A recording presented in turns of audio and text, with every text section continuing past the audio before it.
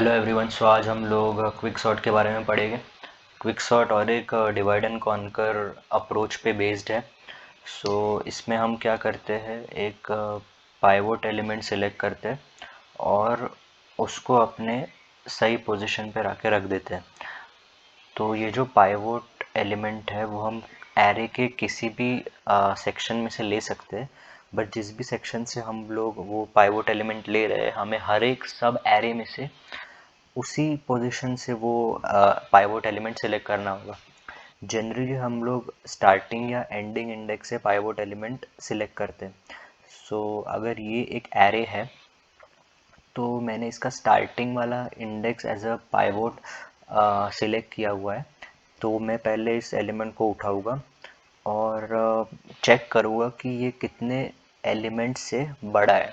सो ये 11 से बड़ा है तो इसकी पोजीशन फर्स्ट इंडेक्स पे रहनी चाहिए। तो मैं उसको उस वाले पोजीशन पे डाल दूंगा और उस पोजीशन पे जो भी एलिमेंट है वो स्वैप कर देंगे। हम दोनों एलिमेंट्स को एक दूसरे के साथ स्वैप कर देंगे। ठीक है। फिर हमको एक काम ये करना है कि जहाँ पे हमने वो पाइवोट एलिमेंट रखा है, जिस इंडेक्स पे हमने वो पाइवोट एलिमेंट रखा है, उसका जो उसके जो पहले वाले एलिमेंट्स है वो उससे छोटे होने चाहिए और उसके बाद वाले एलिमेंट्स है उससे बड़े होने चाहिए। ज़रूरी नहीं है कि वो लोग सॉर्टेड ऑर्डर में हों, बट ये है कि उसके लेफ़्ट साइड वाले छोटे होने चाहिए, उसके राइट साइड वाले बड़े होने चाहिए। ठीक है। तो ये हम परफॉर्म करेंगे। जैसे कि मैंने यहाँ किया है, 22 को 11 के साथ स्वैप कर दिया है। फिर इस साइड में बस 11 बचा है, तो उसको सॉर्ट करने की कोई ज़रूरत नहीं। फिर मैंने रिटर्न कर दिया है प्रीवियस वाले एरे को। फिर हम ये राइट साइड पे आते हैं जिसमें 55, 44 और 33 एलिमेंट्स है एरे के अंदर, सब एरे के अंदर। फिर उसमें मुझे वापस से स्टार्टिंग वाले इंडेक्स को उठाना है जो कि यहाँ पे 55 है। तो उसको उठा के मैंने उसको करेक्ट पोजीशन पे डाल दिया और 33 और 55 को स्वैप कर दिया। 33, 55 को मैंने स्वैप कर दिया। वापस से मैंने इस वाले सब एरे का 55 के लेफ़्ट साइड में 33 एंड 44 है। अब मैंने 33 में से एक एलिमेंट उठाया, 33 उठाया और उसको सही पोजीशन पे डाल दिया। फिर उसके लेफ़्ट साइड पे तो कोई नहीं है, बस राइट साइड को है। तो राइट साइड के 44 को मैंने लिया और सही पोजीशन पे रख दिया। तो इस तरीके से इसकी वर्किंग है। पहले हम इसका कोड देख लेते हैं, फिर और क्लियर हो जाएगी चीज़ें। तो ये कोड है, मैंने नंबर ऑफ़ एलिमेंट्स लिए है, एक पॉइंटर लिया है जो एरे को पॉइंट करेगा, डायनेमिकली स्पेस एलोकेट की है एरे के अंदर, फिर यूज़र इनपुट लिया है, क्विक सॉर्ट के फंक्शन को मैंने कॉल कर दिया, उसमें एरे का एड्रेस पास किया, स्टार्टिंग और एंडिंग इंडेक्स मैंने यहाँ पे पास कर दिया है। फिर क्विक सॉर्ट को मैंने कॉल किया और एक कंडीशन लगाई है कि अगर बस एक एलिमेंट या उससे कम एलिमेंट है तो वो ये सॉर्टिंग वाला जो क्विक सॉर्ट वाला फंक्शन है वो एग्जीक्यूट नहीं करेगा, क्योंकि अगर 0 एलिमेंट है या 1 एलिमेंट है तो वो पर्टिकुलर एरे ऑलरेडी सॉर्टेड है। तो ये तभी काम करेगा जब एटलीस्ट 2 एलिमेंट्स एरे के अंदर हो। तो ये कंडीशन ये चेक करेगी कि एटलीस्ट 2 एलिमेंट्स एरे के अंदर होने चाहिए। तो उसके बाद हम पार्टीशन वाला फंक्शन अप्लाई करेंगे, एरे का एड्रेस सेंड कर देंगे, स्टार्टिंग और एंडिंग पोजीशन सेंड कर देंगे। फिर ये उस पर्टिकुलर पोजीशन को रिटर्न करेगा जहाँ पे हमारा पाइवोट एलिमेंट लाई कर रहा है। ओके। और फिर उसके बाद वो उसके ये पार्टीशन वाला फंक्शन क्या करेगा, वो पर्टिकुलर अपने को इंडेक्स रिटर्न करके देगा जो जहाँ पे अपना पाइवोट एलिमेंट स्टोर्ड है, और उसके पहले वाले सारे एलिमेंट्स उस पाइवोट के लेफ़्ट साइड में सारे छोटे एलिमेंट्स को रख देगा और पाइवोट के राइट साइड में सारे बड़े एलिमेंट्स को रख देगा। तो ये काम पार्टीशन का होगा। उसके बाद हम वापस से रिकर्सिवली कॉल कर देंगे, पहले स्टार्ट से लेकर के पोजीशन -1 तक वापस से क्विक सॉर्ट का फंक्शन कॉल करेंगे, फिर पोजीशन +1 से लेकर एंड तक वापस से क्विक सॉर्ट का फंक्शन कॉल करेगा। तो पहले पार्टीशन वाले फंक्शन को देख लेते हैं। मैं जैसे कि एड्रेस पास किया एरे का, तो उससे होल्ड करने के लिए एक पॉइंटर चाहिए, तो मैंने *p एक p नाम का इंटीजर पॉइंटर लिया है, फिर स्टार्टिंग इंडेक्स s लिया है और एंडिंग इंडेक्स e लिया है। सबसे पहले हम क्या करेंगे कि हम काउंट करेंगे कि कितने एलिमेंट्स अपने पाइवोट एलिमेंट से बड़े हैं।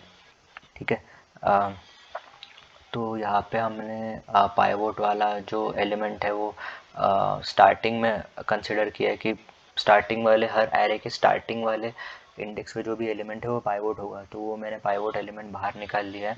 उसके बाद मैं एक लूप लगा रहा हूँ s+1, मतलब पाइवोट एलिमेंट से आगे वाला जो इंडेक्स है वहाँ से लेकर के एंडिंग वाले इंडेक्स तक मैं चेक करूँगा कि कहीं कि कितने एलिमेंट्स हैं जो पाइवोट से छोटे हैं या इक्वल है, तो उतना मैं काउंट को प्लस प्लस करते जाऊँगा। और एट द एंड, ये लूप ख़त्म होने के एंड में मुझे वो काउंट मिल जाएगा, जिससे मैं ये पता कर सकूँगा कि जो मेरा पाइवोट एलिमेंट की पोजीशन क्या है स्टार्टिंग से। तो यहाँ पे जैसे आपको हमको पता है कि स्टार्टिंग वाला इंडेक्स तो ऐसे है, तो स्टार्टिंग वाले इंडेक्स को जब हमने काउंट को ऐड कर दिया तो हमें उसका पाइवोट इंडेक्स मिल जाएगा। स्टार्टिंग वाले इंडेक्स में हमने काउंट ऐड कर दिया कितने एलिमेंट ज़्यादा है, तो हमको वो पाइवोट वाला इंडेक्स मिल जाएगा जहाँ पे उसकी एग्जैक्ट स्पेस है। तो हम वो जो भी इंडेक्स होगा उस इंडेक्स पे जो भी एलिमेंट रहेगा उस इंडेक्स को अपने पाइवोट वाले इंडेक्स के साथ स्वैप कर देंगे। ठीक है, तो हमको हमारा जो पाइवोट एलिमेंट है उसके करेक्ट पोजीशन पे मिल जाएगा। उसके बाद हमको एक चीज़ ये करनी है कि पाइवोट के लेफ़्ट साइड वाले एलिमेंट को छोटे रखना है पाइवोट से, और पाइवोट के राइट साइड वाले एलिमेंट्स को उनसे बड़ा रखना है। सो हम 2 पॉइंटर्स ले लेते हैं। आई जो होगा वो अपना अपना जो एरे है उसका स्टार्टिंग इंडेक्स एस है और एंडिंग इंडेक्स ई है। तो हम एक और 2 पॉइंटर्स यूज़ करेंगे आई और जे, जो स्टार्टिंग और एंडिंग इंडेक्स को पॉइंट आउट कर रहे होंगे। तो हमारा बेसिकली ये मकसद होगा कि हम एक लूप चलाएंगे, और कब तक चलाएंगे, जब तक पाइवोट इंडेक्स जो लेफ़्ट साइड वाला जो हमने पॉइंटर लिया है वो पाइवोट इंडेक्स से छोटा है, और जो राइट साइड वाला हमने पॉइंटर लिया है वो पाइवोट इंडेक्स से बड़ा है। तब तक हम ये लूप चलाएंगे, और उसके अंदर भी एक लूप होगा जो ये चेक करेगा कि लेफ़्ट साइड वाले एलिमेंट्स जब तक छोटे हैं तब तक हम पॉइंटर्स को बढ़ाते जाएंगे, और जैसे ही हमें कोई बड़ा एलिमेंट मिल गया हम वहीं पे रुक जाएंगे। जो आई वाला इंडेक्स है, जैसे ही हमको लेफ़्ट साइड में बड़ा एलिमेंट मिल गया हम रुक जाएंगे, और राइट साइड में हमको जैसे ही कोई छोटा एलिमेंट मिल गया हम रुक जाएंगे। ठीक है, और इस लूप से बाहर आने के बाद ये एक बार एग्जीक्यूट कर लेंगे कि कहीं हमारा जो दो हमने पॉइंटर्स लिए थे, क्या वो पाइवोट इंडेक्स वाला जो कंडीशन हमने लगाया था उसको क्रॉस तो नहीं कर रहे। अगर क्रॉस नहीं कर रहे तो दोनों अपनी अपनी जगह पे आई पाइवोट इंडेक्स से कम है और जे पाइवोट इंडेक्स से बड़ा है। अगर ऐसी बात है तो वो ऑब्वियसली ऐसी जगह पे रुके होंगे जहाँ पे लेफ़्ट साइड पे हमको कोई बड़ा एलिमेंट दिखा होगा और राइट साइड में हमको कोई छोटा एलिमेंट दिखा होगा। तो उसी जगह पे दोनों इंडेक्स आई और जे रुके हुए होंगे, तो हम उन पर्टिकुलर इंडेक्स में जो भी एलिमेंट्स हैं उनको स्वैप कर देंगे, जैसे कि हमने यहाँ पे किया है। ठीक है, फिर वापस हम ऊपर जाएंगे, वापस हम चेक करेंगे कि कोई बड़ा या छोटा एलिमेंट बड़ा एलिमेंट लेफ़्ट साइड में है या फिर छोटा एलिमेंट राइट साइड में है क्या। अगर वापस से हमको मिल गया तो वापस से हम स्वैप करेंगे। ठीक है, तो इस तरीके से हम स्वैपिंग परफॉर्म करेंगे। इसके बाद स्वैप ये होने के बाद यहाँ पे रिटर्न कर जाएगा वो पर्टिकुलर पोजीशन जहाँ पे पाइवोट एलिमेंट हमारा प्लेस्ड है, और ये स्टेटमेंट एग्जीक्यूट होने के बाद इस पाइवोट एलिमेंट के लेफ़्ट साइड में हमको सारे छोटे एलिमेंट दिखेंगे और राइट साइड में सारे बड़े एलिमेंट दिखेंगे। तो वापस से हम सेम प्रोसेस अप्लाई करेंगे इस एरे के लेफ़्ट साइड पे, जैसे कि मैंने किया स्टार्ट से पोजीशन -1 तक, और वापस से यही प्रोसेस चलेगा जब तक हमें एक सिंगल एलिमेंट ना मिल जाए। जैसे ही हमें एक सिंगल एलिमेंट मिलेगा हम ये जो है वो रिटर्न हो जाएगा, ये रिटर्न हो जाएगा।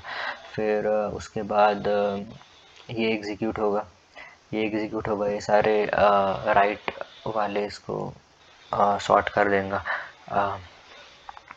और फिर ये रिटर्न होगा। फिर हम एक्चुअली कर क्या रहे हैं, जब भी हम क्विक सॉर्ट वाले फंक्शन को कॉल कर रहे हैं हम जो भी हमने पाइवोट एलिमेंट सेलेक्ट किया है उसको हम अपने एक्यूरेट पोजीशन पे रख रहे हैं, और उसको अपने एक्यूरेट पोजीशन पे रखने के बाद हम उसके लेफ़्ट साइड और राइट साइड को उससे छोटा और बड़ा कर रहे हैं। तो जब भी हम इस फंक्शन को कॉल करेंगे, इसमें जो भी है तो ये फंक्शन कॉल होगा, एग्जीक्यूट होगा, इसका पार्टीशन होगा, और वो इस कॉलिंग में जो भी सब एरे गया है उसका जो स्टार्टिंग एलिमेंट है वो अपने अप्रोप्रिएट पोजीशन पे आ जाएगा। फिर जितने बार भी क्विकसॉर्ट का फंक्शन कॉल होगा तो सबसे पहला काम ये होगा कि पाइवोट एलिमेंट को उसके करेक्ट पोजीशन पे हमको रखना है, और वापस से रिकर्सिव कॉल्स करना है जब तक कोई सिंगल एलिमेंट या बेस कंडीशन मिल ना जाए। बेस कंडीशन तभी आएगी जब एक सिंगल एलिमेंट प्रेजेंट होगा। अगर कोई सिंगल एलिमेंट प्रेजेंट है तो सिंगल एलिमेंट या नो एलिमेंट प्रेजेंट है तो रिटर्न करेगा, और रिटर्न करेगा प्रीवियस रिकर्सिव कॉल पे, मतलब ये ख़त्म हो जाएगा और फिर ये एग्जीक्यूट होगा। राइट साइड वाले पोजिशन राइट साइड वाला सब एरे एग्जीक्यूट होगा। फिर वहाँ से भी अगर कोई सिंगल एलिमेंट है फिर रिटर्न करेगा। ऐसे करते करते करते हम जब सारे रिकर्सिव कॉल्स ख़त्म हो जाएंगे तब हमको ओरिजिनल एरे के अंदर सारी चीज़ें सॉर्टेड ऑलरेडी मिल जाएगी। तो ये क्विकसॉर्ट का कोड, इसकी स्पेस कॉम्प्लेक्सिटी, टाइम कॉम्प्लेक्सिटी देख लेते हैं। तो क्विकसॉर्ट की जो स्पेस कॉम्प्लेक्सिटी होती है वर्स्ट केस में वो बिग ऑफ n होती है। ऐसा तभी होता है जब पाइवोट एलिमेंट जो है वो हमेशा इस तरीके से एरे को डिवाइड कर रहा है कि एक एलिमेंट को एक साइड में बस एक एलिमेंट है और दूसरी साइड में रेस्ट ऑफ द एलिमेंट्स है। तो जो ट्री बनेगा, जो रिकर्सिव ट्री हम बना रहे हैं वो अप टू n लेवल्स तक जाएगा। अप टू n लेवल्स तक जाएगा मतलब जो स्टैक है उसके अंदर n स्पेसेस फिल हो जाएंगे, और हर एक रिकर्सिव कॉल में समझो कांस्टेंट स्पेस हम ले रहे हैं और ये n टाइम्स ले रहे हैं, इसलिए इसका जो स्पेस कॉम्प्लेक्सिटी है वो constant time n that is big of n है।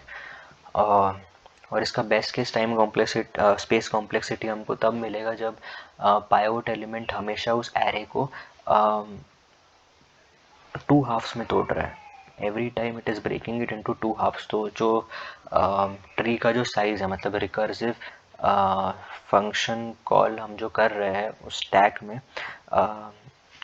लॉग इन स्पेसेस लेगा, लॉग इन सेल्स ऑक्यूपाई करेगा, और हर एक समझो हर एक रिकर्सिव कॉल में हम कांस्टेंट अमाउंट ऑफ स्पेस ले रहे हैं। So log in types of constant space ले रहे हैं, सो इसका best case space complexity log in होगा। ठीक है, अब इसका वर्स्ट केस टाइम कॉम्प्लेक्सिटी देख लेते हैं। ये तभी होगा जब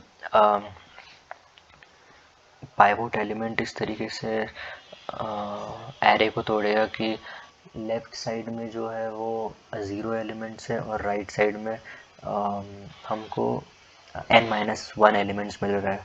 ठीक है, तो होगा ये कि अगर हमने हमारा जो फंक्शन है क्विकसॉर्ट का फंक्शन, अगर उसकी time complexity t of n है तो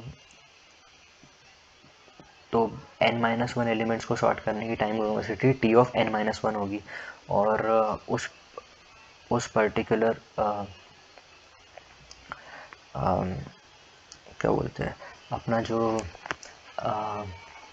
पाइवोट एलिमेंट हम पोजीशन फाइंड आउट कर रहे हैं पाइवोट इंडेक्स की, उसमें बस हम वाइल लूप लगा रहे हैं, उसमें कोई नेस्टेड लूप्स नहीं है, तो उसकी time complexity big of n होगी। तो जब हम इस रिकर्सिव इक्वेशन को सॉल्व करेंगे बाय रिकर्सिव ट्री मेथड तो हमको इसकी time complexity worst case time complexity of quicksort big of n² मिल जाएगी। तो इस तरीके से वर्स्ट केस टाइम कॉम्प्लेक्सिटी है। अब बेस्ट केस को देख लेते हैं। बेस्ट केस भी तभी होगा जब पाइवोट एलिमेंट हमेशा एट द सेंटर में आएगा एरे के। तो उसमें होगा है कि हमेशा हमको n/2 स्पेसेस n/2 अगर हम time complexity of n elements find कर रहे हैं तो हमको 2 बार टाइम कॉम्प्लेक्सिटी फाइंड करनी पड़ेगी n/2 नंबर ऑफ एलिमेंट्स की, और फिर जो भी पाइवोट इंडेक्स फाइंड करने के लिए जो टाइम कॉम्प्लेक्सिटी लगती है तो बिग ऑफ n है ही। तो हमको ये इक्वेशन मिल जाती है t of n is equal to 2t n/2 plus big of n। ये हमको क्यों मिलती है?